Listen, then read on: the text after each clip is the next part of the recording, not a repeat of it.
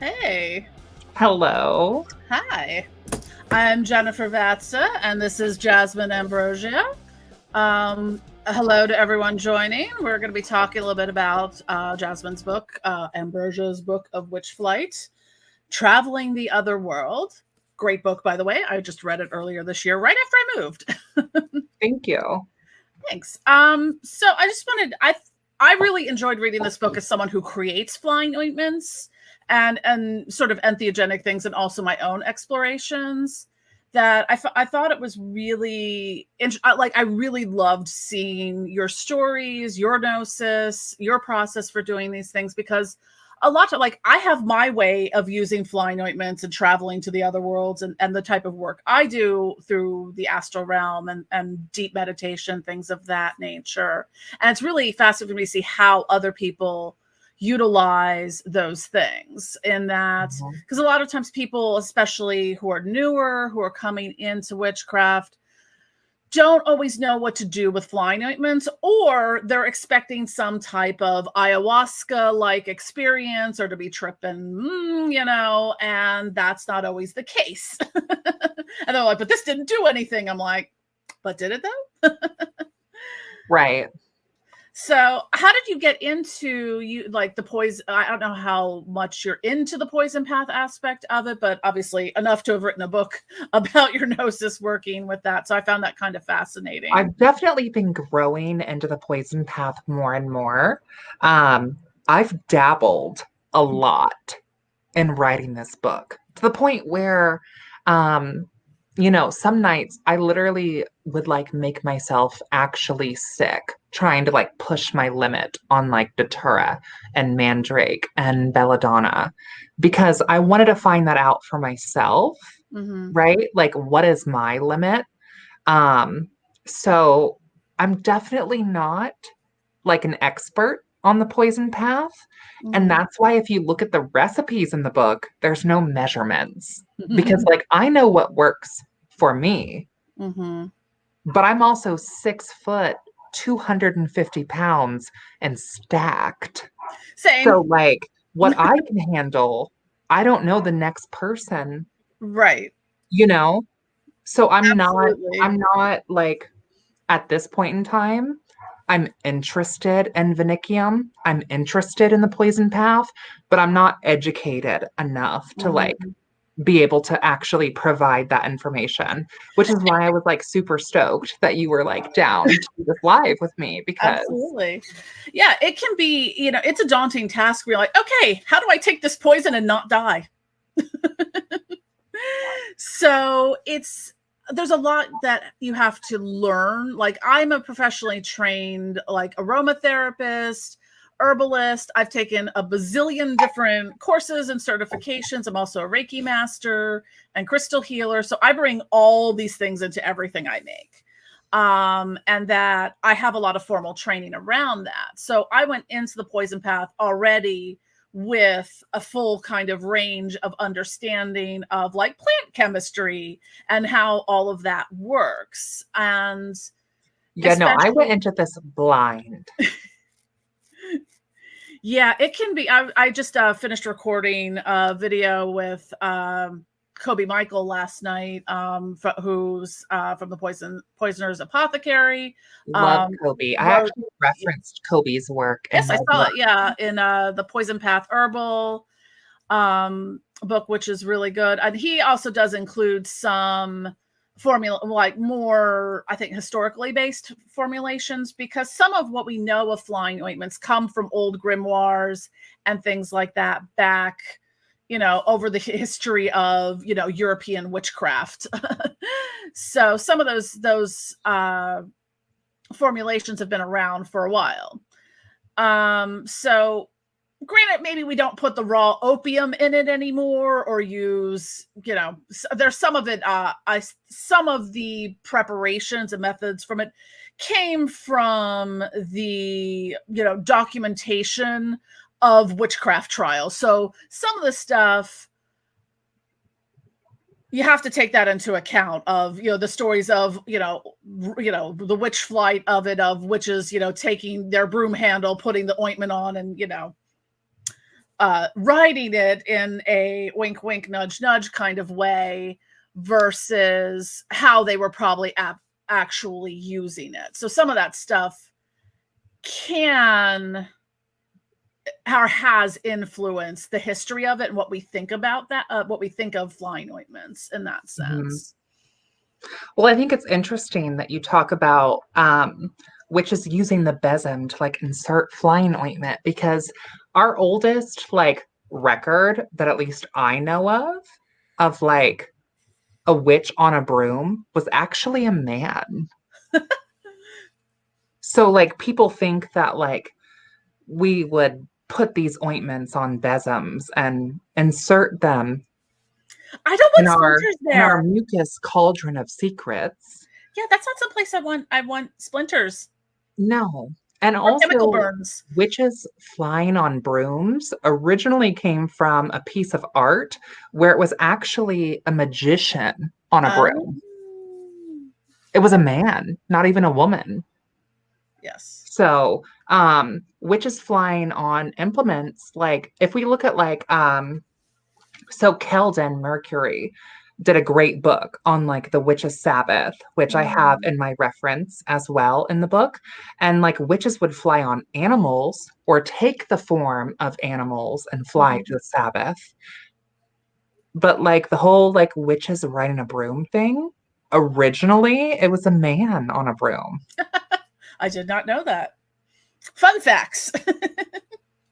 So yeah, it's there's a lot that goes into it. So we have the historical things that come from, you know, whether they're from grimoires or from the tales of witchcraft trials in which you're looking at forced confessions and elaborate things of, oh yes, of course I you know, put the ointment on my besom and, you know, have at it. But, you know, the truth and the reality of it are probably very different.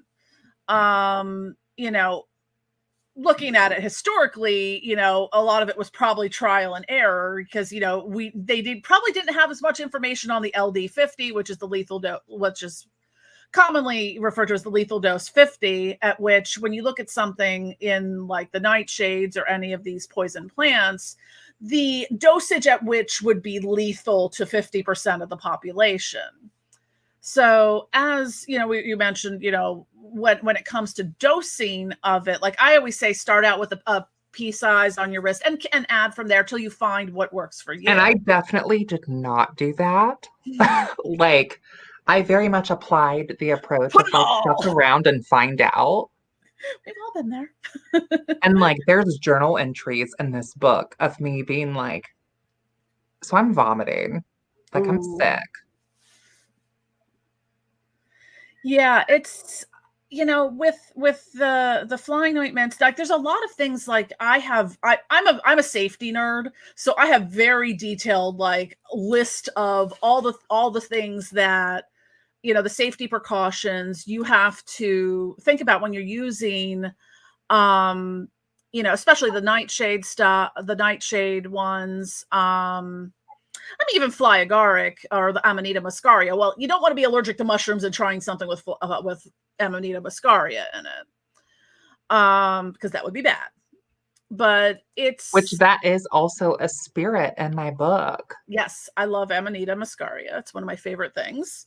I like had a different sort of experience with them. Like I was like, yeah, Amonita can be different. It also depends on how you take it, because I have there's some of the non-medical dispensaries have Amonita gummies. They're pretty potent, I gotta tell you. Like, I'm like, I would love to know what you think of my spirit codex page on Amonita.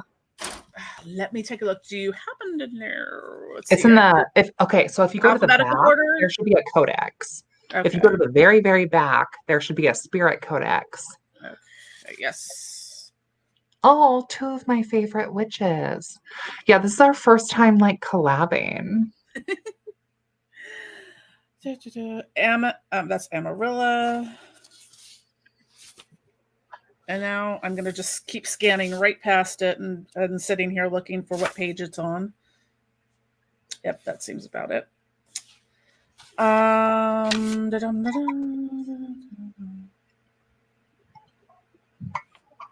I like some of the names for the spirits, the Whoopsie Daisy and the Oopsie Daisy.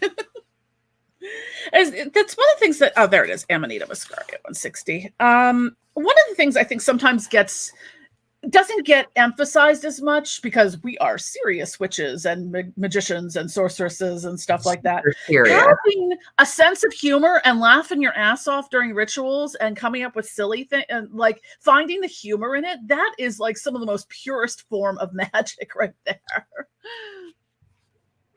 So Amonita.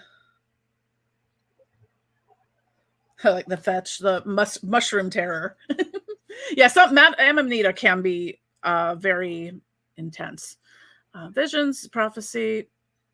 Yeah, I would see all of that as part of Amonita and my experiences with it. I mean, I use the Amonita and I do make flying ointments and tinctures with it. I find Amonita muscaria and European Mandrake mix really well together in a flying ointment.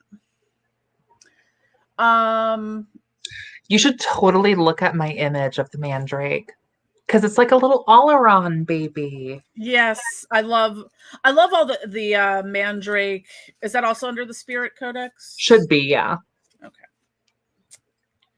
But yeah, I love all of the lore around Mandrake.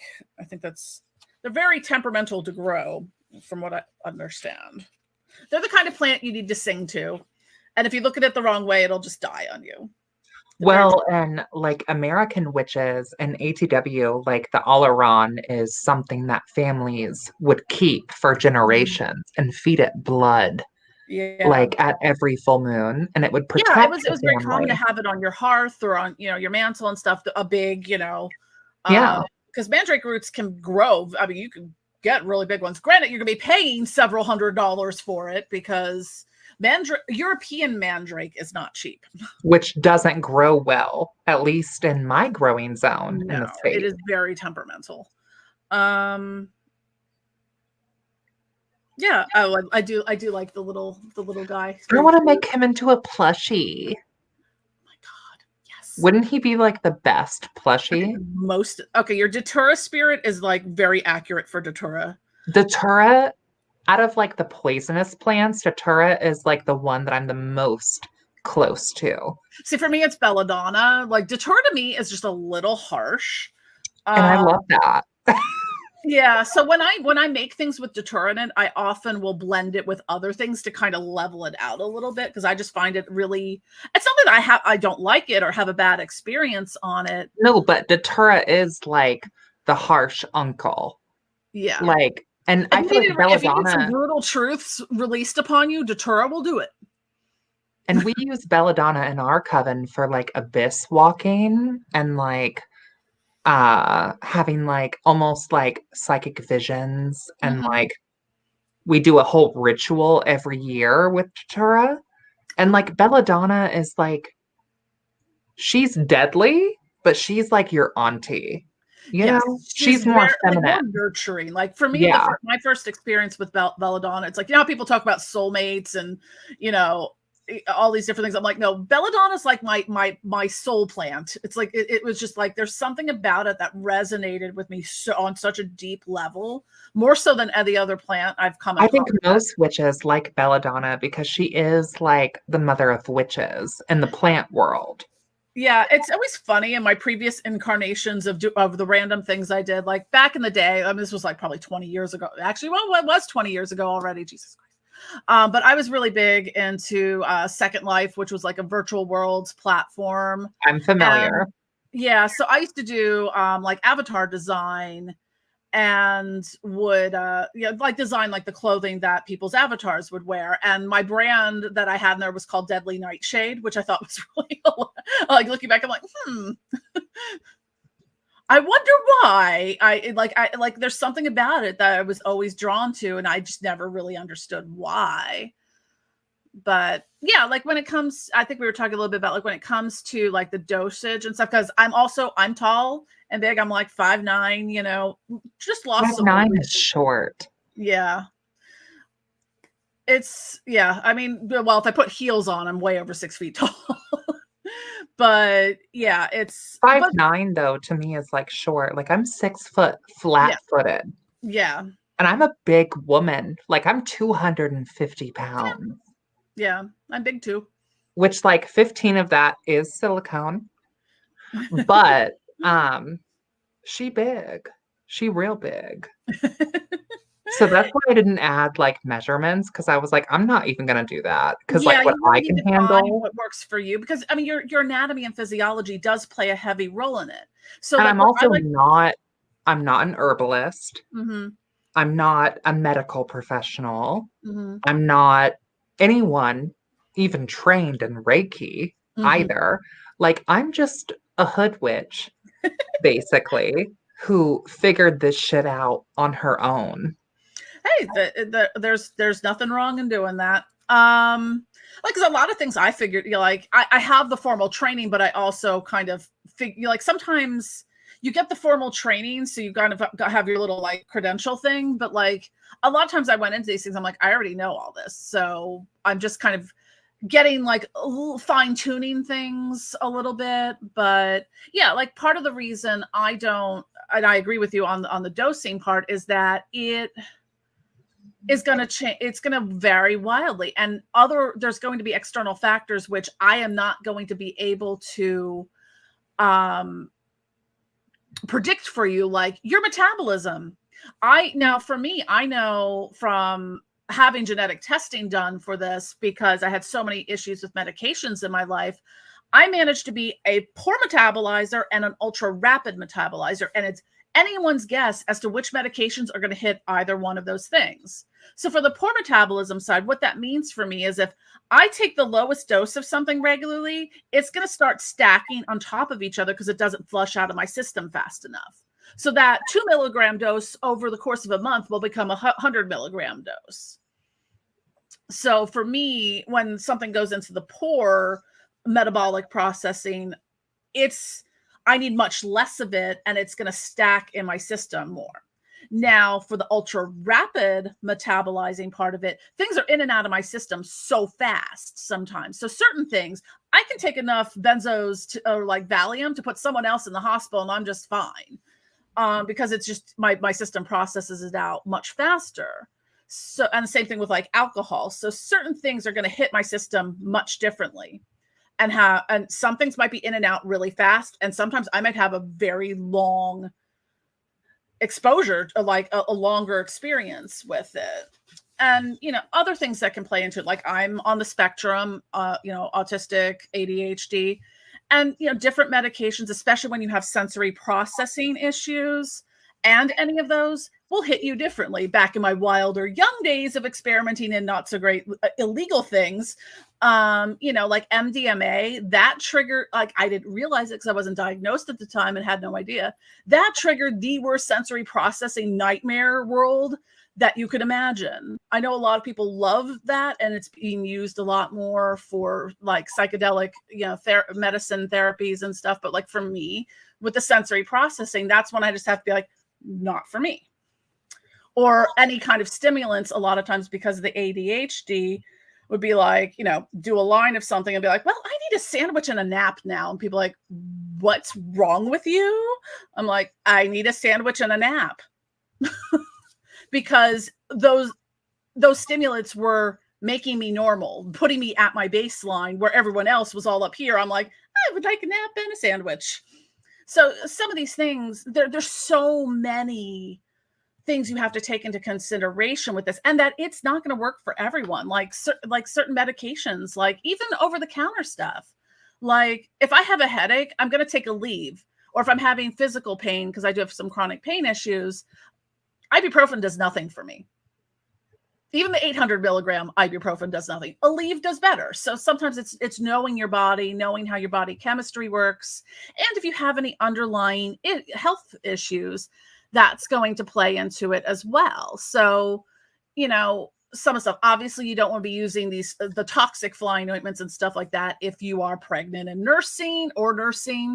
The basic things apply, like not using, heavy machinery or driving and stuff like that. But some of the things that you don't think about, and I will tell you a cautionary tale from this, is the big one with the nightshades is you don't want to use those things if you're on any type of anti-cholinergic medicines, and especially if you are going to be having surgery, because what the chemicals that are in those, like scopolamine, atropine, a lot of those are administered in anesthesia. So if you already have it in your system, it can mess that up if you're having surgery or something like that. So those are things to take into consideration there. And people have allergies to things like, if you're allergic to like aspirin, like the salicylate that's in aspirin, or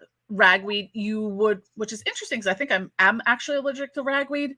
You might have an allergic reaction to the nightshades as a result. And certain ones, same with mugwort and wormwood, or if you're allergic to other plants in that particular botanical family, which is the Asteraceae family. So, and with mugwort and wormwood specifically, if you have any seizure disorders or epilepsy or stuff like that, you wouldn't want that. Could contraindicate, that could cause issues there. Found that out the hard way. Yeah, I found out the anesthesia part the hard way because I do ketamine treatments for treatment-resistant depression. Now, this is where, and it was such I like to tell the story as a cautionary tale, because with the place I do, because I do all my ketamine treatments at home. So, like, I have a ketamine guide. I have a clinician that I work with there, and I had this really extreme. I'd already done like 6 or 7 or maybe even 8 ketamine treatments up to this point, no issues. And suddenly this one, like, I got that. If you've ever had surgery, that feeling right before you lose consciousness when the anesthesia punches you in the face. I was just stuck in that like rolling feeling, and I'm like, something is different. Something happened. Something's wrong here. Like it was very. It was very short-lived and in and out of my system much faster than a normal ketamine treatment. I was like, what the fuck was that? Because it's like, I'm like, if I'm here, I'm like, if this is going to have anesthesia effects, I don't want to like be here and forget how to breathe. Thankfully, I have a CPAP machine because I have sleep apnea, so I put that on just as a countermeasure. But as I was talking to the clinician, I hadn't thought anything of it. I was talking to him the day or two after, and I was like, well, I had this weird reaction. I have no idea why. And he happened to remember and looked in the notes that he's like, yeah, you're an herbalist. Did you come into any contact with any herbs or anything out of the usual that day? And I'm looking at my log from that day, and he just saw the expression on my face change because I was just like, I should know better. This was a day I spent making flying ointments, grinding up all the fancy nightshades and agarics for herbal smoke blends. So I was inhaling the particulate. I'm like, well, I touched all the nightshades and the fly agarics because I was making things all day. So he's like, yeah, maybe do your ketamine treatments on days you're making soap. So cautionary tale, that is why you don't want to, because ketamine is used in anesthesia, so you want to have the beneficial, psychedelic healing experience of ketamine, not, oh my God, I'm going to forget how to breathe because I'm now under anesthesia ketamine. So cautionary tales.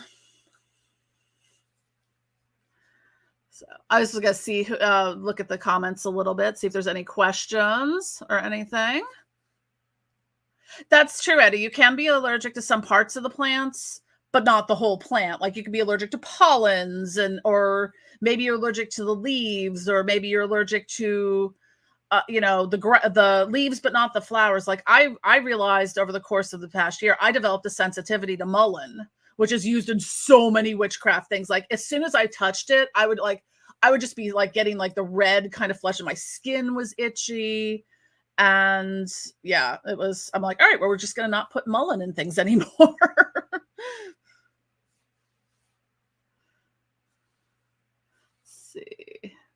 But yeah, with flying ointments, there are things that you can combine them with if you have any smoke blends, any tinctures and stuff like that as well, or gummies of varieties in which you have to go to special stores to buy them.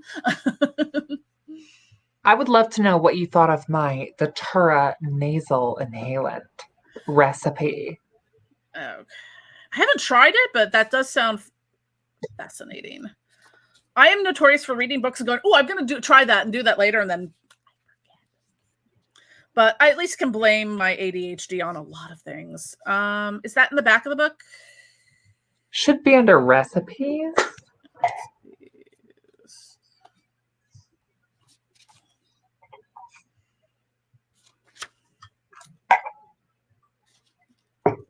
Yeah, with Detura, like there is even like little differences between I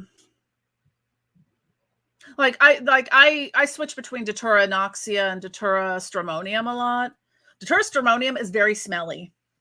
I think it's nicknamed Stinking White Nightshade or something like that. I love that. Here it is. Also, like I love stinky herbs. Like I love valerian. Like people are like, oh, valerian smells like feet. And I'm like, I love her. She relaxes like my anxiety. Yeah, valerian's great for that. I mean, if you think the herb is smelly, try the essential oil. It's concentrated smelly. So way more smelly. The also, if you think really it's as bad as the it's probably oil. good medicine. It is, yeah. Is what I've learned. Yeah. So this recipe is very controversial, Jen. Mm-hmm. Because people are like, oh my God, like, how dare you publish this and blah, blah, blah. And I'm like, I mean, I use it. I don't list the dose. Right. But I'm not dead. Yes. Do you use the leaf, flower, or seeds in the mixture? The seeds. Okay. I think I would probably have to do Stramonium because I think that's the one I have that has the seed pods with it.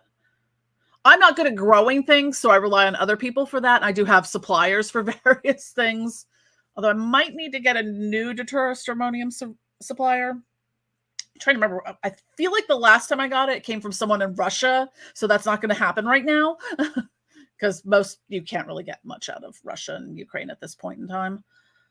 Or two there.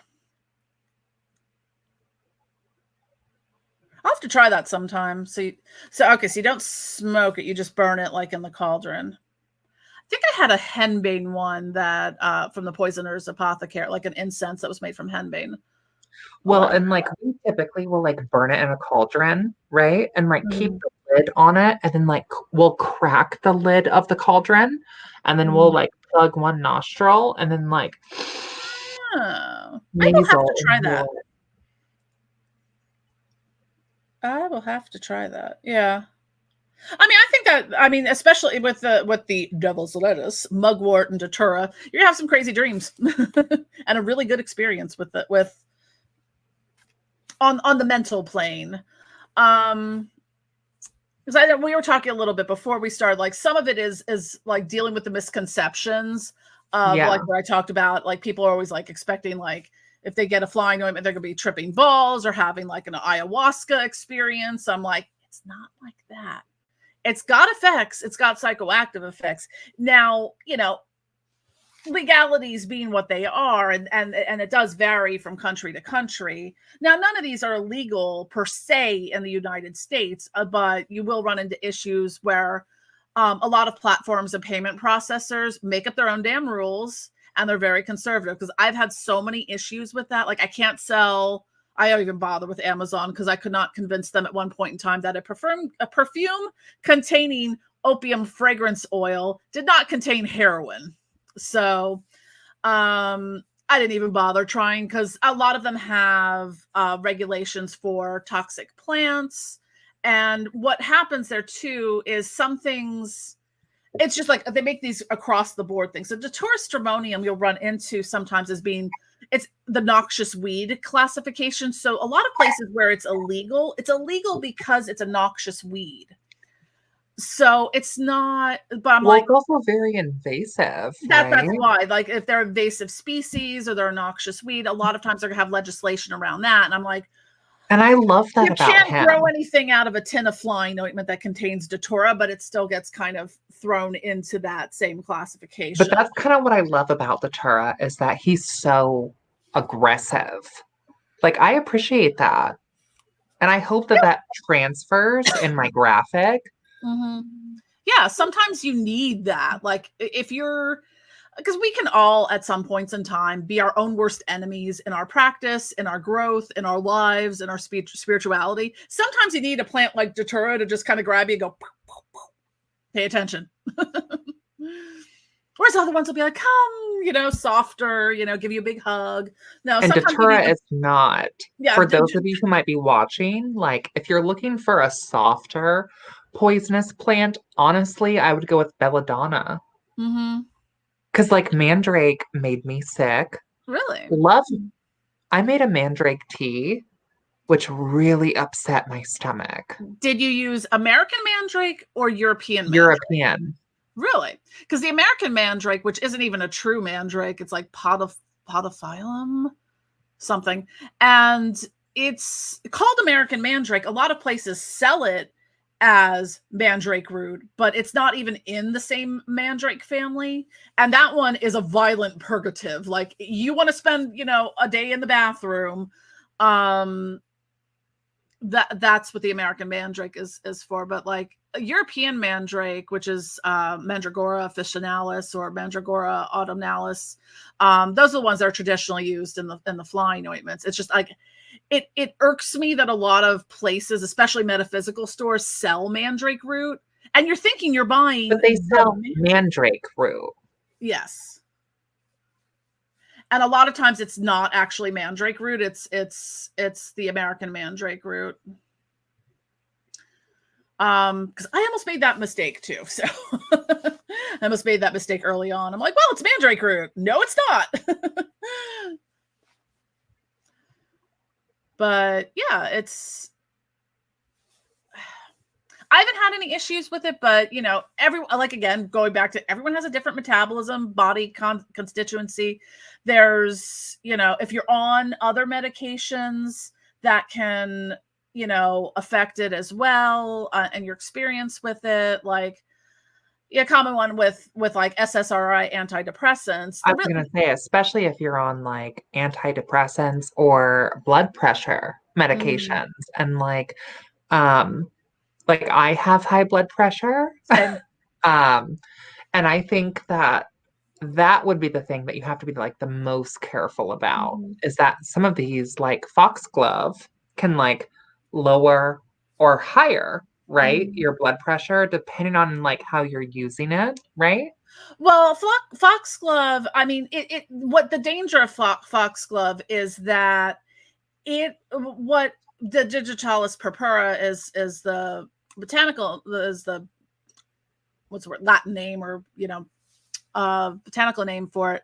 But what we get out of the plant chemicals is digoxin, which is something that is used as a cardiac medication. Now, digoxin can save your life if you have the cardiac issue that it treats. If you don't have the cardiac issue it treats, you can end up very not alive anymore. Isn't there also like the type of foxglove that like causes like rashes?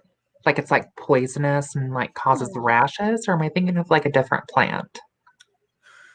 There's a lot that can cause, I mean, really anything can cause a rash if you're allergic to it, but I'm trying to think I don't work with Foxglove that much. Like I have some like flower essence that's Foxglove. I had a Foxglove once, and then I killed it because I'm stuck at growing plants. But yeah, I'm trying to remember. It's either that one or Wolfsbane Aconite. Like some of these, and it also depends on how you use them versus like aconite is toxic to the point where inhaling it can, cause deadly reactions, or just touching it. So like some of them you have to be really careful with. Like I always talk about, like I've out of everything, I'm the most like apprehensive about aconite, because you'll read stories like farmer brushes past some aconite on his farm and dies. Of course. Yeah. Well, because they and some can people do have that. even been upset about me including the nasal inhalant for Mhm. Datura. People are like, this is irresponsible. This recipe could kill people. And I'm like, I provide an alternative. Like, Mhm. Yeah, it's also, I honestly, have I a mean, legal disclaimer in the book yeah, that like I'm not responsible yeah. for I mean, like out of all of sort of the poison path kind of things, Detura, I think, is like probably the most notorious out of it because there are so many Detura trip report videos on YouTube of people like taking a handful of seeds and losing their freaking mind. yeah, but that's also like probably my favorite. Like he is the uncle of Yes. witches, I feel like. Yeah, I mean,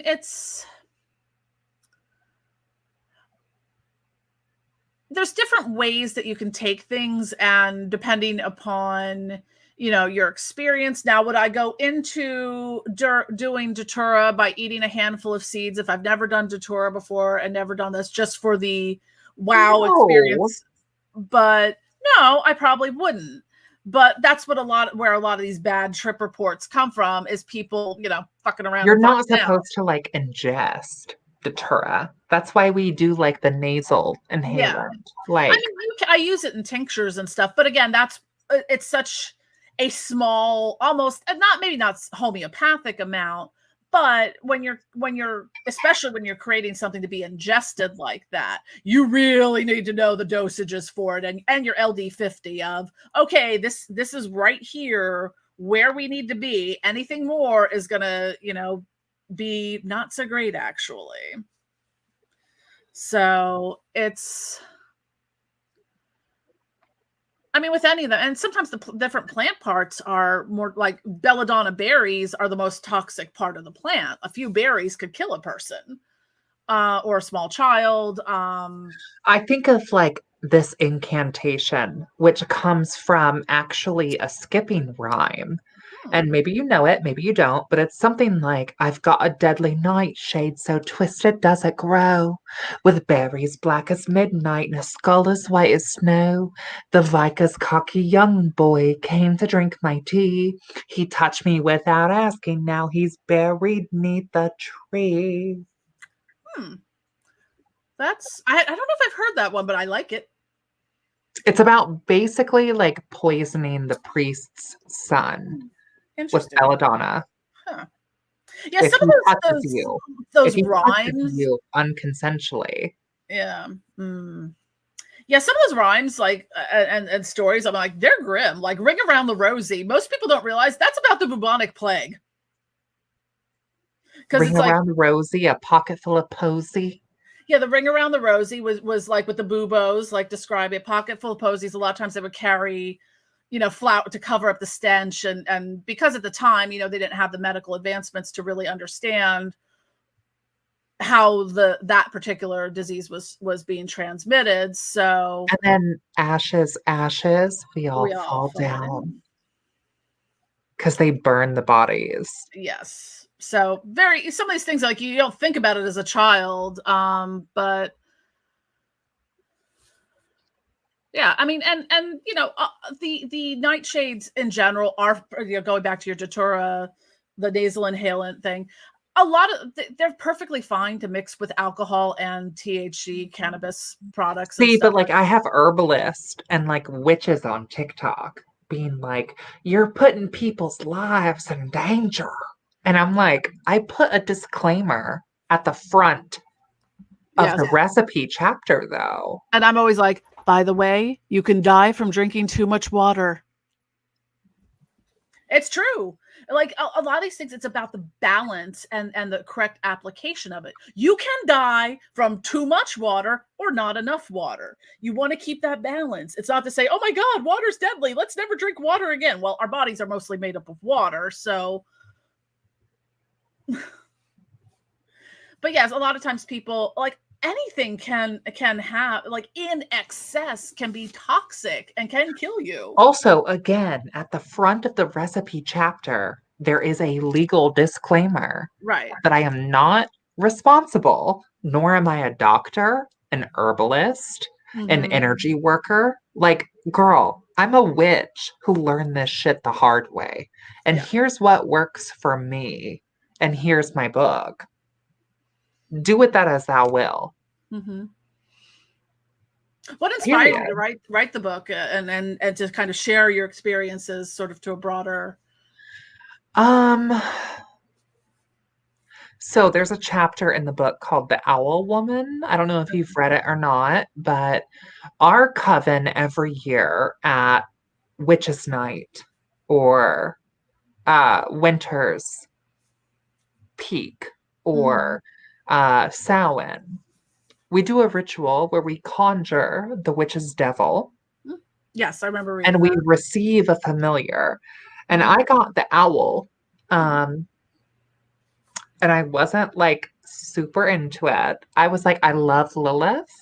I'm into it. Like, maybe I'm going to get like a Lalitu as like my spirit for the year.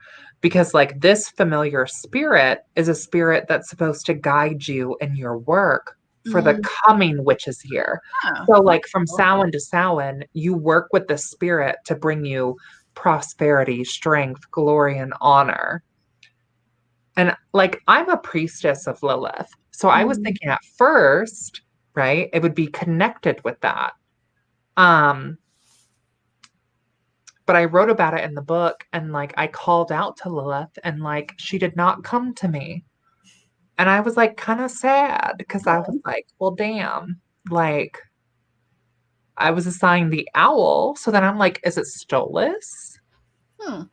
But Stolas and I have had like a weird relationship back and forth. And so eventually Vittoria Maria is who came forth, who's like this anthropomorphic owl spirit, like almost like a striga. Yeah. But also like there's a Marchusias or Lachusias, I think, in the Hispanic witches. Like Italian and Hispanic witches both have like these owl witches. Okay. And that's what she was like. And she basically was like, so if you want this thing, you're gonna write this book. And I'm like, I'm not an author. I've never even written a book. Also, like, I have a 10th grade education. Like, I'm hardly literate. Like, yeah. That was super weird for me. Cause like I'm not like academic. Like I'm a witch. I'm a high priestess, like in our tradition. But that doesn't make me like an author. And I've never written a book before. So I was like really like nervous about like self-publishing. Yeah. And I had a lot of imposter syndrome and also a lot That's a real of thing. yeah. And a lot of also too like knowing that like other witches would like rip my work apart, which they have, right? About like the Detura nasal inhalant being like you're endangering. Here's a hidden thing. If you don't want to do Detura and are worried about it, don't do Detura. Exactly. People spend a lot of time, like, you know, and I've run into this in different communities. It's not just the witchcraft community or any faction with it. People love to tell you you're doing it wrong, but never give you any insights to how to do it right or or will do it themselves. You know, it's easy to like armchair quarterback, you know, whatever someone else is doing. Oh, you're doing this wrong, blah, blah, blah, blah, blah. And then not offer any kind of insight as to how, you know, how can I make this better for you? That you just run into that a lot. And it's some of it's human nature. People just like to tear each other down for BS reasons, but you know,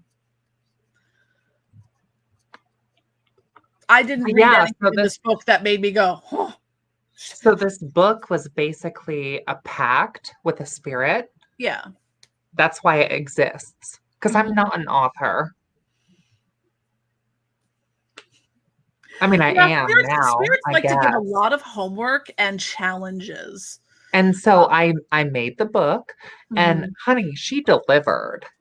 Nice. Okay. Vittoria Maria, she is a very strong, she is very Queen of Swords, but like she delivered on her promise. Mhm. And like part of my pact with her was like writing this book. Yeah. So that's how this book came to be. It was actually in the working since like October 31st of like Mhm. 2022. And then it was Hmm. like published August 4th of Hmm. 2023. Oh wow. Yeah, I mean, like one of the things I really liked about it is that you're working with all different types of spirits, not just the standard issue like, left hand path spirits or the goetic spirits or the dark goddesses. That you have spirits in there that maybe I've never heard of that might be unique to your experience, and I think that's really great because we don't see that as much. People tend to talk about, I work with Lilith, I work with Lucifer, I work with this, the Goetia or any or these dark goddesses, and there are so many other spirits out there other than the name brand spirits, as it Well, and I were. think some of the spirits in the codex, like Kara Lorn, is Mm, very like Hecatean. Like mm, Terra Nor is very Hecatean. Vex is very like Lilith. mm. Amarilla Aura is giving like a little bit of like Paris Hilton meets Yemaya. Who just Hilda Swamp Titties reminds me. She remind me of what was that model actress? She died. Anna Nicole Smith. Oh, She kind of reminds me of her a little bit. love her. Yeah.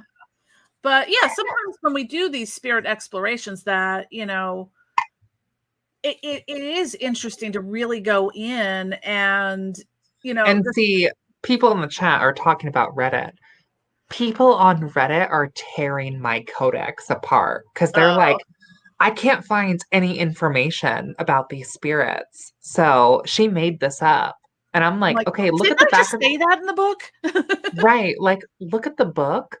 I told you it was a work of UPG. Yes.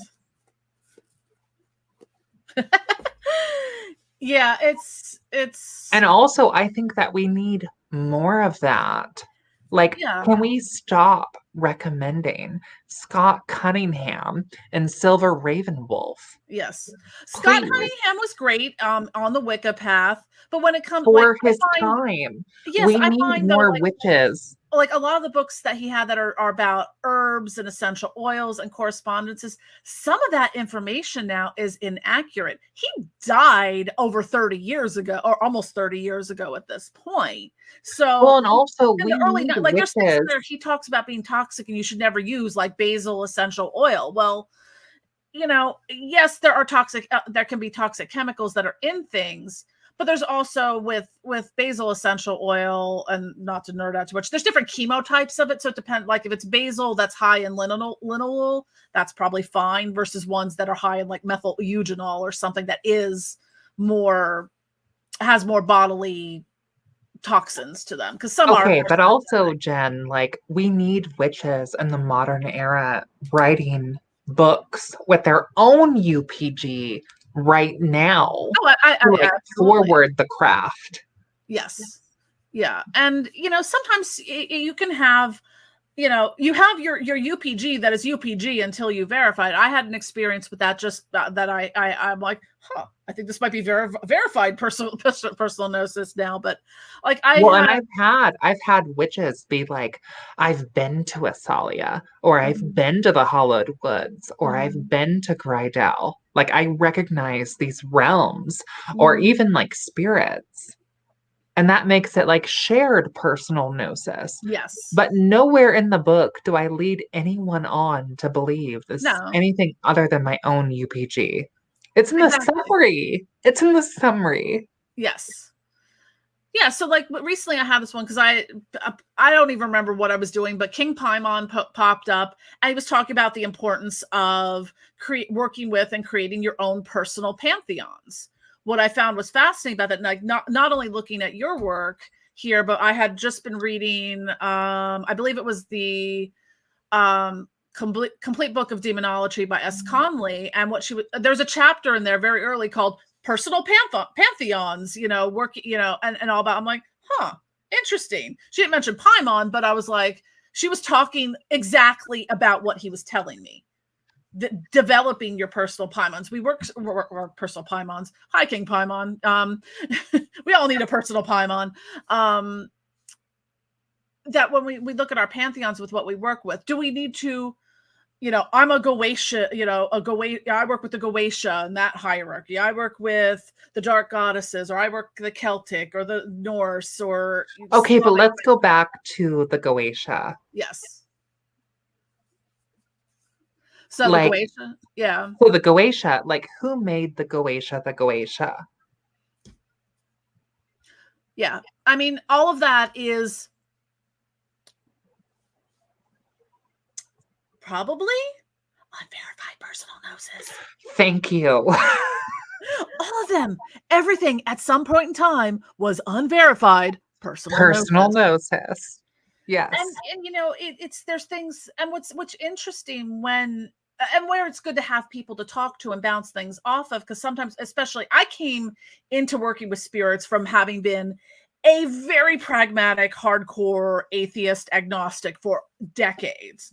So it was a horse of a very different color to start working with spirits again. So a lot of times I was bouncing things off other people. I'm like, hey, this happened with this spirit and stuff. Is this? I'm like, oh yeah, that's a common thing that, a lot of people experience with this. So to have people to talk to and be like, yeah, that sounds exactly like the way, Lucifer works with people, or Belial or anyone. So it's like, sometimes you get little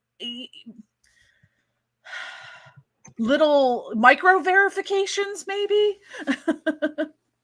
So, it's like, that might not be published in a book anywhere, but like talking to other people, generally speaking, people who are actually working with Belial have very similar experiences, and you can recognize that energy signature.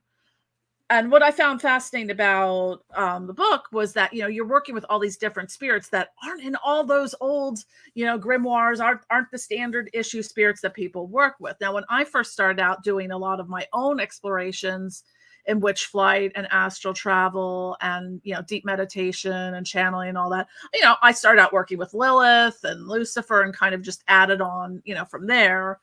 And but I kind of was intentionally, working with those, using sort of the entheogenic gateway to connect with those spirits, because someone who, being that I'm ADHD and on the spectrum, like sitting down and meditating for me just does not happen easily. Like I have to be in the right brainwave state, and then also not too blotto that I just fall asleep, or too blotto that I can't write anything down, and I'm like, I'll remember this in the morning. Oh, no, you won't. You think you will, but you won't, because you just forgot what you were talking about while you were talking about it. So I'm like, damn it. But for me, for beginners, I found like the flying ointments to be a really good way to kind of facilitate working with spirits. And, you can use it to connect with, and not just, goddesses, any deities and stuff like that. You can use that to connect with your spirit guides and power animals and ancestors and things like that if it doesn't come naturally to you. And then after a while, you'll just kind of start seeing how those things develop over time, where it's like I could barely meditate for 5 minutes when I started out by using like the flying ointments, and going, like, there's times I was gone for 3 hours and it felt like 5 minutes. Yeah. Well, and I think too, like mirror jumping and shape shifting and working with like your fetch, yes, is very important. Absolutely. So for you, like I had not been really overly familiar with the term fetch in depth. Is that kind of the same as? Is that, what's the word I'm looking? Not. Is that similar to a familiar, or? No, I would not say it's like a familiar, because like a familiar is like a familiar spirit. Yeah. What's the word I'm looking for? So this is just the way that we see it in ATW. Okay. It might just be I have a different term for it, Yeah, and like everyone else's mileage may vary, right? Mhm. But like we believe in like the three soul paradigm. So you have like your white soul, your red soul, your Yeah. black soul. The Yeah. white soul being like your star soul, Mm-hmm. your red soul being like your blood soul, and your black soul being like your earthly soul. So every witch's black soul has an animal form that we use to like shapeshift into to travel the other world. Gotcha. Yes. That makes sense. Like kind of describing that, because sometimes there's terms that get used interchangeably, but they're not really interchangeable. So like I'm glad that you clarified that for me, because I was kind of thinking of it. I'm like, is this like a familiar or servitor kind of thing? But I So knew it wasn't like quite my that. fetch that I talk about in the book, like that's me. That's not a Mhm. familiar. A familiar Gotcha. spirit would be like a spirit that is outside of you that you're Mhm. working with. Okay. A Yeah. fetch is a part of you. Okay. Yeah, I do like the three soul kind of concept as well. That was something that really kind of vibed for me on that. We talked a little bit about shape-shifting as we were kind of getting ready for the stream. We were chit-chatting about it a little bit. As something I wanted to explore more, because it's not an area that I know of. And one of the things we all kind of run into as content creators, business owners, authors, occultists, etc., we get some interesting requests that are not entirely based in reality. Yeah. I'm not entirely sure I can create a potion that's going to turn you into a zombie mermaid werewolf, because I don't think that's a thing that literally exists. So it's like sometimes I think there's a disconnect with people. And I was talking this on another podcast where people think of things in very literal terms when they're more metaphorical, symbolic, figurative. And So, spiritual. and Like spiritual. in my shape shifting ritual, like if you look at it in the book, Yeah, yeah. it literally talks about like pulling your black soul That from your essence and kind of stomach projecting it and out. It's having it not that I'm, come out of your mouth. yeah, I'm not turning literally into a serpent. Not like all this. I mean, I've had times when I've been in travel where things have kind of. There was one time I was speaking of serpents where I remember, I forget, I think I might have been working with Belial, but it's like I was deep in state and I kind of rose up in bed and like she made this weird like snake hissing sound. Because it's like, I was kind of embodying the serpent at that point in time. But was I literally a snake? No. So it's like sometimes there's that sense, because I've shapeshifted, many times on, while in Witchflight and the astral realm and stuff like that. It's not that hard to do. It's not something I would need a potion for necessarily, specific for, transforming into Well, no, an I think it's more of owl. like a visualization. Yeah. It's again not literal.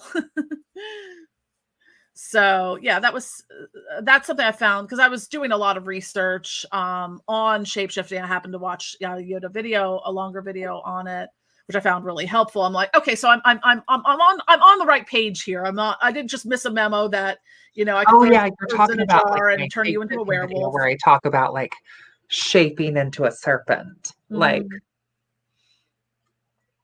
Yeah, because there's a lot of lore that comes from different so much lore. I mean, times, there's different like Irish cultures. and British witches taking on the form of like a hare or a Mhm. rabbit. There's Middle Eastern lore about taking on the form of a jackal or a Mhm. serpent. Like, yeah, absolutely. Yeah. So that's something that I find like I'm always talking about, especially on my channel. I'm like thinking critically. And sometimes, I mean, there are people who do publish and write and make videos that are just absolute garbage sometimes. It's calling it what it is that, it's there's a point in which we accept a lot in the terms of unverified personal gnosis as that is your experience. That is very real to you. When you're like, all these people are working with the same spirit, and then this person's working with that spirit, and this spirit's telling them to go out and unalive everyone. We're like, maybe you're the one that wants to unalive people, not the spirit. You're just using the devil made me do it argument there. So I see a lot of that from certain factions within the left-hand path. And that's why I try to stay away from the left-hand path to a degree. Like, I am a trad witch. I'm an American traditional trad witch. Mm-hmm. I'm a HP and SCC, and I stay in my lane because the left-hand path, what it's become, I don't want to be a part of it. Just because you can doesn't mean you should. You know, it's we've talked about this other people too, like the animal sacrifice topic with it. I'm like, I work with a lot of spirits. No one has ever asked me to lop the heads off chickens. Well, and also, like, when it comes to animal sacrifice, like, I mean, I cook my own food. Right. So, like, are there times where I would pray over an animal and absolutely prepare it for dinner? Yeah. To me, that's not left-hand path, though. That's just cultural. Right. Like, on the 4th of July, our family has, like, a fucking goat roast. And, like,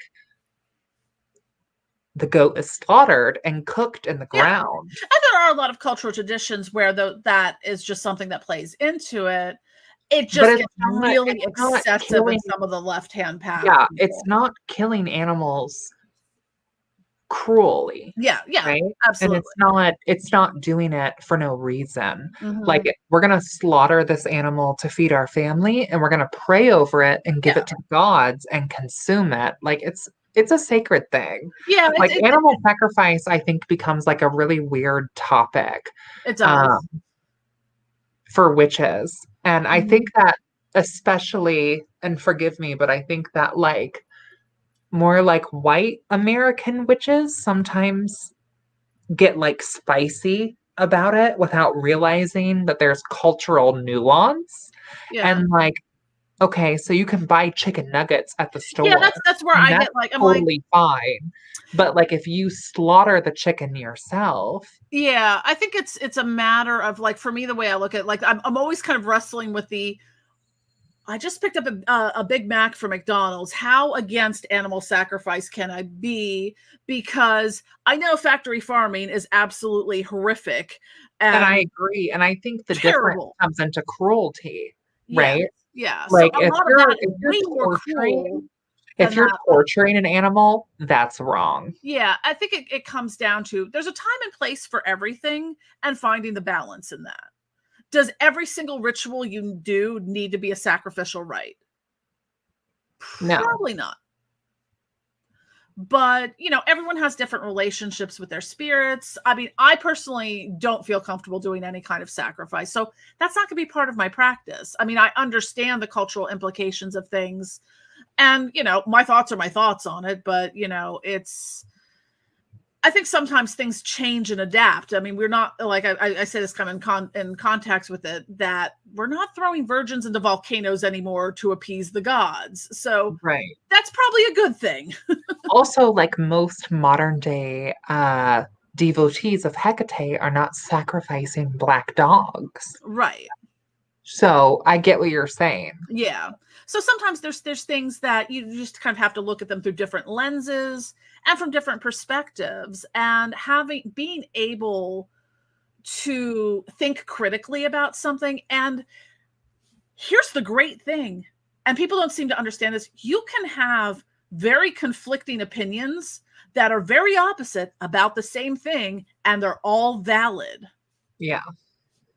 You know, it's not that it's this or that and that's it. That's your only choice in the matter. Is that there are things that are like big topics like that there's different ways to look at it. And, you know, I'm thankful. I mean, you were talking, like, I come from an academic background, so I'm a research nerd and stuff like that. Like, I did my undergraduate degree in art history and studio art. My thesis was looking at a particular artist. She was a Iranian exile. She left Iran around the time of the revolution in 1979, but she did a lot of really challenging it was a particular series called The Women of Allah, which was a series all of Muslim women in their, you know, in Iran, they wear the chador and the black kind of, I think they wear, depending on what's going on in the country, because that does change depending on who's in control. But, you know, at the time that she did this, and all of them had, you know, so there were the women in, you know, the traditional Muslim dressings, and in a lot of cases, like sometimes they had firearms with them, and then all of them had these beautifully in the Persian script. Some of them were poems from Farrukh Farazad, but the thing I really looked at in this was the concept of veiling from the East and West perspective, because we look at that and see oppression first. These poor women, they're being oppressed, they're that. But then look at veiling in the Western world, the Virgin Mary, the bride, the girl getting, you know, communion and I don't know, whatever, Christianity and stuff like that. So we have a very different, that's all positive veiling. We don't look at that and go, oh, those poor oppressed brides having to wear a veil and stuff. But, you know, it's so being able to look at the semiotics of it and the signs and signifiers at how we look at something from different perspectives. Like we can't see it from the Eastern perspective because that's not our cultural heritage, upbringing, or, you know, frame of reference. So we're always going to see it from that different from, you know, the Western worldview. So I think being able to look at things critically like that and be like, hey, you can think two entirely different things that are opposing about the same thing, and they're both valid. So that's kind of how I look at the animal sacrifice thing. I have my about it, but I also kind of can rationally look at it from different. I mean, yeah, if you're getting a McDouble from McDonald's. Yeah. Is it even meat? But yeah. So I am going to put on this banner because I have to go pee. Good, all right. Do you have to go pee? I probably always have to pee, so. Okay, I'm going to put on this banner for this. We'll be right back. We will be right back. Hold, please. Okay, we'll be right back. Perfect.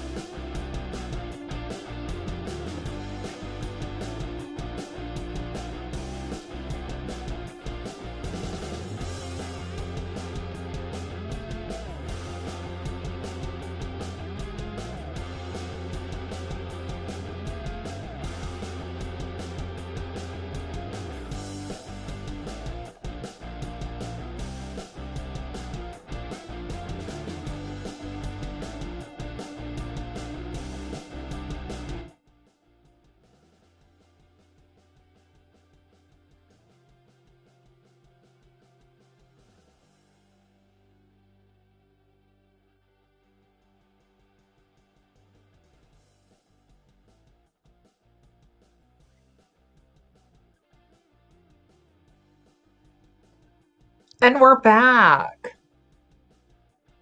Oh, hold on. There we go. We're back. Yay.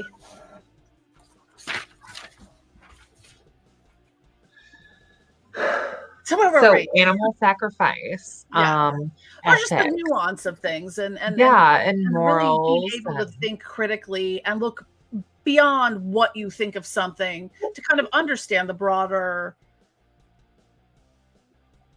issue, perspectives of it.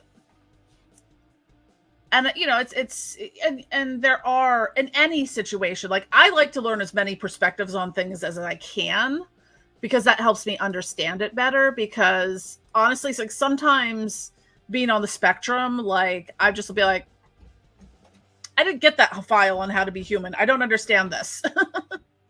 It's just like, I completely forgot what I was going to say because my brain does that sometimes. I mean, it'd be like that sometimes. It'd be like that, yes. And also, I think my little tiara thing is trying to squish my brain out. So, what did you think of the book? I really enjoyed it. I mean, honestly, for me, I do like the unverified personal gnosis of it all. And I like that you were working with, all the different spirits that you listed in there, which I think, I'm sorry, I just got distracted by a question, but yeah, I like that you're working with spirits that, a lot of them I hadn't heard of, or you're working with the plant spirits for like Amonita muscaria or the Detura one or Mandrake. I think that's something that's interesting to bring into your practice because, and I know for me, like I just kind of focus on the spirits that I work with, and sometimes I work with my spirit guides, and I've been doing a lot of work lately that was guided by the spirits I work with my higher self. So I'm a gigantic nerd, so I read a lot. So I on average read about 50 books a year. Huge nerd. So I have different kind of themes I maneuver through, and I'd gotten back into kind of revisiting, circling back a little bit to revisit some of like the poison path and things like that. So I really enjoyed it from that perspective, because I mean, I don't think people work nearly enough in discovering like the new spirits and stuff like that you have in here that you've been working with in your experiences. It makes me want to explore that more, because I had an experience earlier this year or maybe late last year. I'd have to consult my poorly non-chronological disaster of grimoires to remember. But like one of the things I encountered was a spirit called that I think she revealed herself to be called Metropolis. And it's like she's not from any pantheon or any particular practice, and that it was someone that she's not always active, but she seems to come around in like times of great change. And I think like the last point in time she had come around was around like the Industrial Revolution and that kind of area, which is, I think, like the Metropolis part, I think for me was kind of some sort of visual reference to the film Metropolis that came out like probably over 100 years ago at this point in time. It's a great film. I believe it's a silent film, but yeah. So looking at that perspective, that was the first time that outside of working with spirit guides and stuff, that something new had really revealed itself to me in that sense. So I like seeing how people use flying ointments and like because you go through your whole process in here, like of ritual baths, and like it's not just putting on an ointment and go. Like you've got a whole ritual process that you use for doing this type of work. Yeah, because I feel like it should be a ritual, right? Because if people want to just use a flying ointment and trip out, they're going to be disappointed. Like you need to make it a ritual. Mm-hmm.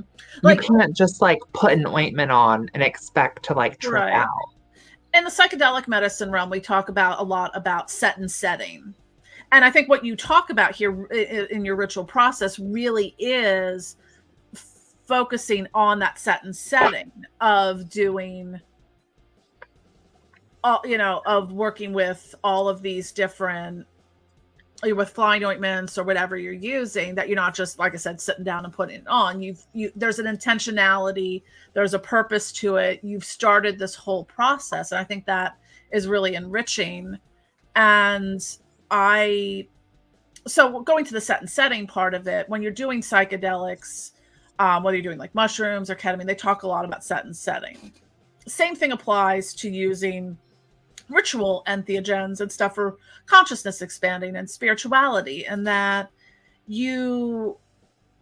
what do we mean by set and setting? Do I want to go out in the blazing sun and sit in a park and do nightshade based flying ointments? No. Why? Because they contain atropine. Atropine causes your pupils to dilate, which makes everything a lot brighter and colorful. It doesn't really cause visual hallucinations, but that bright sunlight has become obnoxiously bright really fast, because as your eyes dilate, because like if you've ever gone to the eye doctor and they've put the drops in your eyes, that's atropine. That comes from belladonna, so your eyes will dilate. So that would not be the best setting for doing that. Maybe at nighttime under moonlight would be much better if you're going outdoors to experience these things. Now, for me, when it comes to my set and setting, I like a very comfortable environment. So there's a lot of pillows. There's a blanket in case I get cold or hot or cold or hot. Well, and I talk about in the book too, like I've had people try to access Witchflight, which is what we call it. We call it Witchflight. We don't call it astral travel or astral projection, though I do believe it is the same thing. I do. I just like to use the term Witchflight because it's more like tradition specific. Yes. Yeah, it very much is. You are not going to have a Witchflight on a 30-minute lunch break in your car in a parking garage. Like, if you're trying to do this on your lunch break, maybe don't. Maybe wait until you have the time to give it the respect this deserves. Yes. And it's, for me, again, with the setting, like I like a lot of like low lighting. Like I have a lot of those projectors that I'll use. Like I'll project like the sky on the ceiling, like, and incense colors and candles and music and like it's a whole thing. Yes, absolutely. Like since I have trouble meditating, a lot of times I have guided meditations, or if I'm working with a particular spirit, I'll put on an hour-long YouTube video that's of the demonic N, and I will, set up that experience. I'm not going to put on some flying ointments and sit there and watch Grey's Anatomy, because guess what's going to happen? I'll just binge watch Grey's Anatomy. Although I do, that's one of my guilty pleasures. I have developed my own form of personal divination by binge watching Grey's Anatomy for life advice. We love it. Hey, you got it. Work it however it works for you is good. So but yeah, I really enjoyed the way that you laid it out with the ritual and all. Well, and I would love to ask you, like, as a fellow left-hand path witch, do you have any thoughts on how I talk about the devil in the book? I'm not one of those hardcore people that's gonna be like, well, because some people get a little touchy about it. And if you want to see a great left-hand path debate, get like a bunch of non-theistic Satanists and a bunch of theistic Satanists. Oh, yes. Say, let's talk about Satan. Though? Let's do that, actually. Let's make that happen. Yes. There's so many different ways to look at it, and I find it all really fascinating with the concept of the devil. So, what did you think about like the devil in black, the devil in gold, the devil in green, the devil in red? I'm trying to think of a good way to put that. I would probably need to reference it a little bit more. Hey, guess what? I opened up to the exact page. So let's look at each one. Devil in gold comes in spring. Yeah, I mean, I could see that. Like that part to me feels more of like the solar energy of the devil, in that sense. Like with the springtime, looking at it in terms of, you know, the traditional wheel of the year thing of, you know, all the Sabbats and stuff like that. I feel like that would make sense. The devil in green, summertime.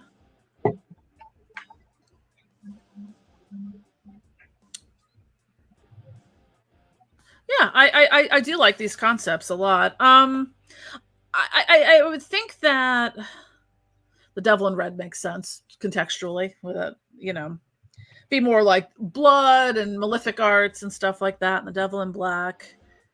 Yeah, I think that's fascinating, kind of looking at it in ways of how you broke it down, almost that it fits in its own kind of way of whether you want to look at it in drawing the quarters and the directional and in an elemental sense, also kind of figuring it into sort of the major Sabbats at least, or seasons within the year.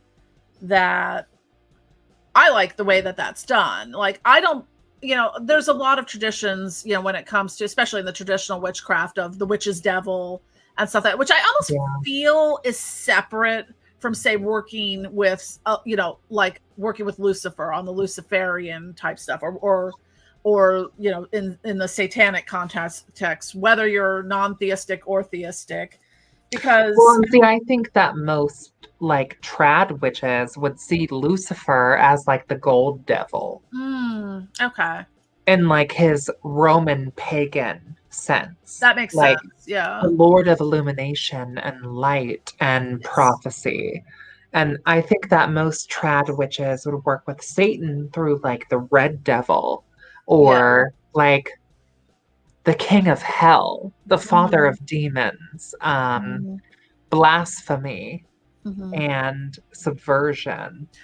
Yeah. See, I know it more from the left-hand path or Luciferian or satanic sort of lens in which or from the demonolatry perspective in which those spirits are worked. So that's kind of where I come at it. I have knowledge of traditional witchcraft. It's just not specifically my practice, although I'm sure I incorporate elements of that into my work. But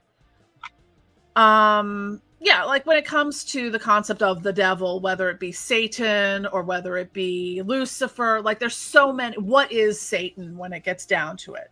Well, you know, at the root level, Satan, it can be a title. It can just be adversary in that sense. Some people look at it solely as a title and don't, in a non-theistic way, and not as an entity attached to that. Now, if you're looking at it in the historical context through everything that was written through various holy books, looking at different cultural traditions and histories and all the different pantheons, you know, when it comes to the Satan-like figure, you know, is that Beelzebub? Is Satan Shamyaza? Is Satan Lucifer? Is Satan something completely different? Is it just a title? So there's a lot of different philosophies around that. And, you know, and then even within the fallen angel lore, within Lucifer and Samael, there's so many different perspectives for it that in that little microcosm niche universe, there's so many different interpretations of it. So, and you have the traditional witchcraft things that come from, you know, European folk magic, you know, all of the rituals of the witches flying to the Sabbat to sign their name in the book and kiss the devil on the bum, you know, it's you have a lot of sort of stories in that. You have other things from other, you know, the concept I think in Islam was Iblis, you know, all these different kind of devil entities that kind of overarch different pantheons, different books, grimoires, holy traditions, etc.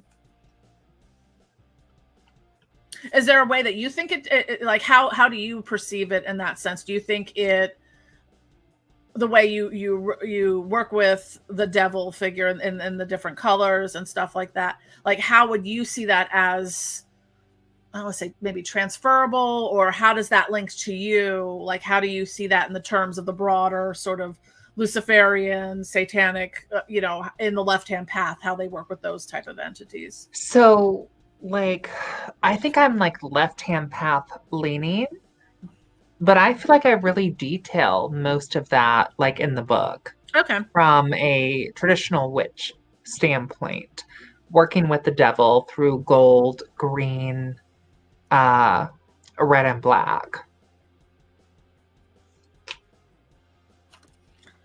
Yeah, I really, I mean, I think there's so many different ways that you can work with any of these entities, that and a lot of it is you're going to form your own relationship with them. And it can be very different because it's going to be very personal to you. Like the way I work with Lucifer might be very different than the way with other people work with Lucifer, Yeah, and for us, Lucifer is like the gold devil. Gotcha. That makes sense. Like I said, the light bringer, the morning star. Yeah. Prophecy, divination, Yes. the springtime. Mm-hmm. The whole Walpurgis Nacht kind of thing too. That'd be really nice. But yeah, it's I'm trying to think if there was anything else on that end. I think that I forgot what I was probably going to say. I'm going to minimize screens so I don't get distracted. Well, let me ask you, is there anything in the book that you disagreed with? Disagreed with. There was nothing that really struck me as like, what are you talking about here? Not for nothing, like because I have such a technical background and training, like I can be exceedingly critical, especially when there's formulations.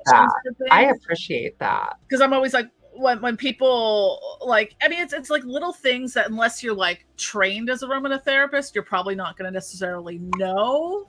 But like a lot of times when people make bath salts, they just put the bath salts and like the essential oils together and call it a day. I'm like, it doesn't work that way. You need to put the essential oils in a carrier oil. So put it in like virgin extra virgin olive oil or jojoba oil or something like that. Because what will end up happening is you're kind of here's the science of it all. Essential oil. What's the second word there? Oil. What's in a bath? Water. Do oil and water mix? They do not on their own. However, if you add an excipient to it that, or something that will bond the two things together, that's how you do it. So sometimes I can be like critical of formulations. I'm like about stuff, but I didn't really see anything that I was like, oh dear God, don't do that. To the end of how you have people kind of on you about the Detura thing and whatnot. But I mean, for me, like a lot of it's just technical stuff that I do, like with having done training in how to make incense. Like a lot of people will create an incense that's just like the ground up herbs and they burn it that way, which is fine. But to make an actual traditional loose incense, I mean, it's not really fine. I mean, some people burn herbs as offerings, but it's traditionally, if you're making a loose incense blend, you need some water and a binding agent for it. And whatever it is about that binding agent, it changes what just smells like burning herbs into something magical because it binds any like essential oils or fragrance to it, and it blends it all through the incense blend evenly, which is really important. I mean, we kind of follow like the flower method, like have like a fruit or a blossom, have like a leaf or a petal, have like an oil, have a wood, have a resin, like flower. Okay, that makes sense. It's similar. It's a similar there's a similar methodology to how a lot of perfumes are constructed, because you kind of have top notes, middle notes, base notes. Exactly. So some of those are going to be like your citruses and things like mint are always going to be like in your top notes. And then you have your mid notes, which might be something like, I'm trying to think what the mid notes would be. I'm a base note kind of gal. I'm all about that base when it comes to aroma. So that's going to be your things like rose essential oil or jasmine or, nag champa, stuff that has that really deep resinous. And what that means when they talk about top, mid, and base is that the base note is what burns off last. So your top note, because in the longevity of a fragrance, is that, God, I'm a nerd, is that the top note is going to burn off much faster. So your lemon is only going to be part of that aroma for about 4 hours, say. Then your mid notes of all those mid-range kind of things that are in there, like, say, I think lavender might be a mid note, something like that, that has some weight to it, not as toppy as those top notes. That's going to kind of dissipate faster, but the burn off of it takes a little longer. Then your base notes are kind of what anchor down that smell. And those are going to be the last kind of the really deep residual notes that you have. So that can be transferable into anything. I think for me, that's something I don't even think about at this point when I'm making anything, because it's just kind of deeply ingrained into my little brain that goes and just makes things. But I really love all of the recipes that you have. I like the bath. I was curious because I think you did an unboxing video recently. You were talking about the black bath bomb that doesn't stain your tub, and Yes, I need that. Joanna Lee's Bathology. Okay, I'll definitely have to check that out, because I got one from Lush, and yeah, I'm like, it looked great. It made my bath like pure black, but it stains your tub. Yeah, especially because I sometimes use black lava salt in some of the blends I make, and yeah, that stuff will. You're going to need to clean your tub really well after that. What was your favorite chapter? What's that? What was your favorite chapter? I think the one that stuck out to me the most was on the shape-shifting stuff, because that was something I was kind of researching at the time more, so that I found really helpful. I just like other people's experiences with things. I think that's the best way to learn sometimes, is to see what your approach is to this, how you do these things, and what your experiences are like with them. And it's really, I mean, it is a true testament to your practice that and the work that you've done, how like I never thought of kind of categorizing the different worlds I travel to in their own way, and that you have these very specific realms you travel to. And I'm like, I should take note of that more, because sometimes I travel to very specific places, but I also I tend to use my own astral temple as my jumping off point when I do that kind of work. That sometimes I kind of manifest myself there and then go. Because it's always a place I know I can go to that right. Especially if you have trouble with meditating and astral travel and getting there, having that particular place that you can always use as a jumping off point is really helpful. Yeah, it's like an Access Monday. Yeah. And you can also draw other spirits in and other things to work there in your astral temple. I've done that plenty of times.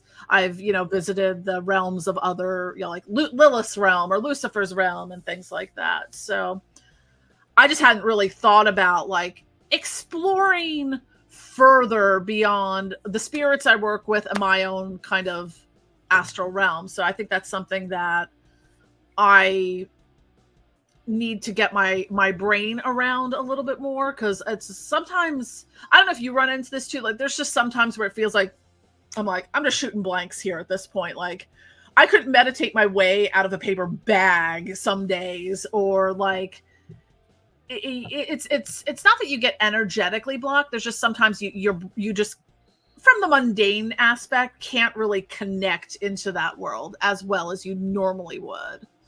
So I have that happen sometimes. I'm like, it's normal. Sometimes that happens. For sure.